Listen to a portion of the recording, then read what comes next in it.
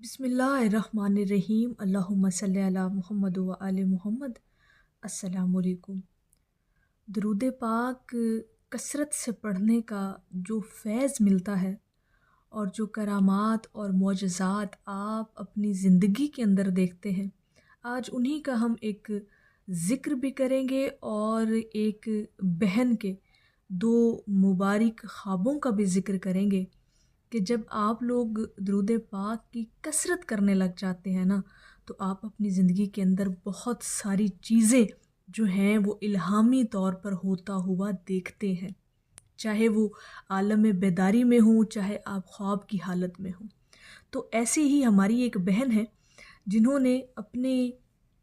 درود پاک کی کثرت کرنے کے بعد جو اسے فضیلتیں حاصل ہوئیں یا جو اس نے معجزات دیکھے یا بہت ساری اور چیزیں جو اس کی زندگی میں ہوئیں، اس حوالے سے بھی وہ بیان کرتی ہیں اور خاص طور پر اپنے دو خوابوں کا ذکر کرتی ہیں کہ درود پاک کی کثرت کرنے سے انسان کو واقعتاً فیض ملتا ہے۔ ٹھیک ہے جی، تو وہ کہتی ہیں کہ درود پاک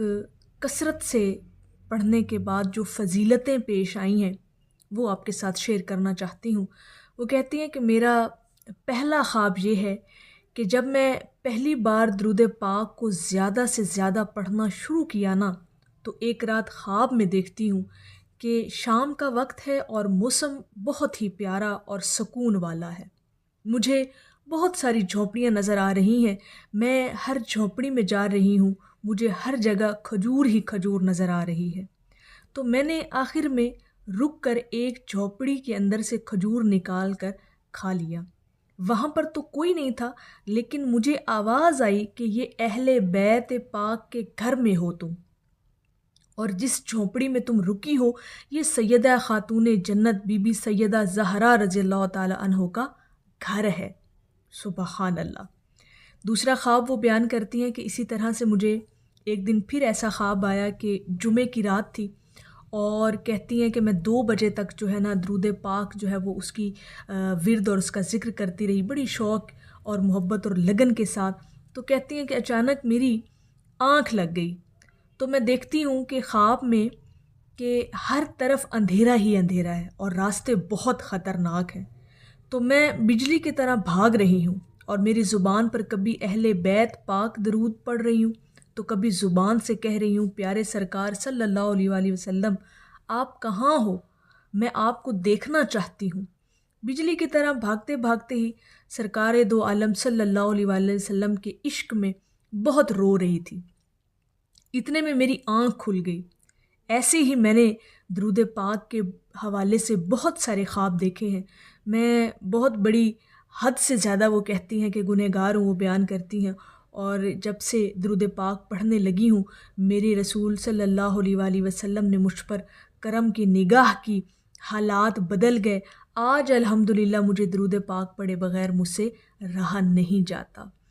تو یہ جو موٹیویشنل چیزیں آپ کے ساتھ بیان کرنا ہے، یہ اسی وجہ سے ہے کہ آپ لوگوں کے دلوں میں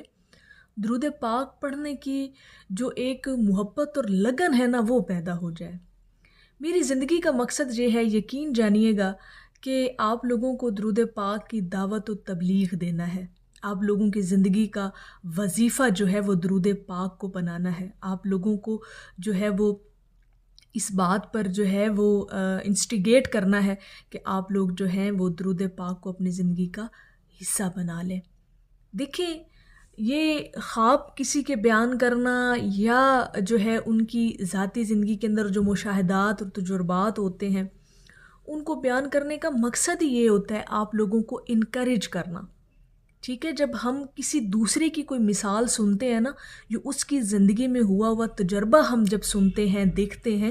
تو آٹومیٹکلی ہماری جو لگن ہے نا درود پاک سے وہ خود بخود بڑھ جاتی ہے۔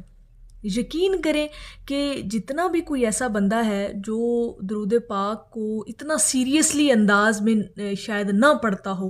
لیکن جب وہ کسی کی زندگی میں ہوتا ہوا کوئی معجزہ دیکھتا ہے نا، یا اس کی زندگی کے اندر کوئی ایسی کرامت دیکھتا ہے، کوئی معجزہ دیکھ لیتا ہے، تو آٹومیٹکلی اس کے اندر شوق پیدا ہو جاتا ہے۔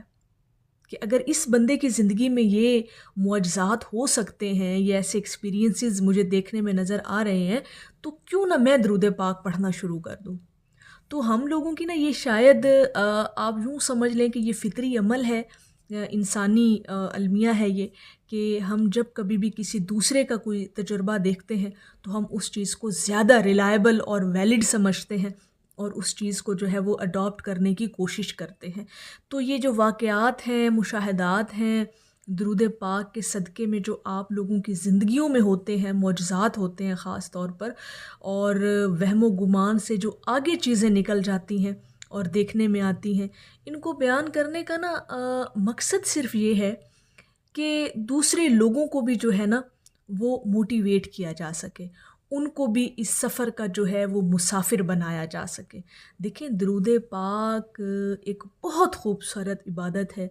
اگر آپ اس کو روحانیت کی نظر سے دیکھنا چاہیں گے نا تو انشاءاللہ تعالی آپ کا باطن روشن ہو جائے گا، اور جب باطنی آنکھ آپ کی کھلے گی نا، حقیقتیں نظر آنے لگیں گی نا، تو آٹومیٹکلی انشاءاللہ تعالی یہ عبادت آپ کو لذت دینا شروع کرے گی۔ اس عبادت سے آپ کو سرور اور لطف ملے گا انشاءاللہ تعالی۔ اور یہ جو میری بہن ہے جن کے یہ 2 خواب ہیں، اب دیکھیں جب روحانیت پرواز کرتی ہے نا آپ کی،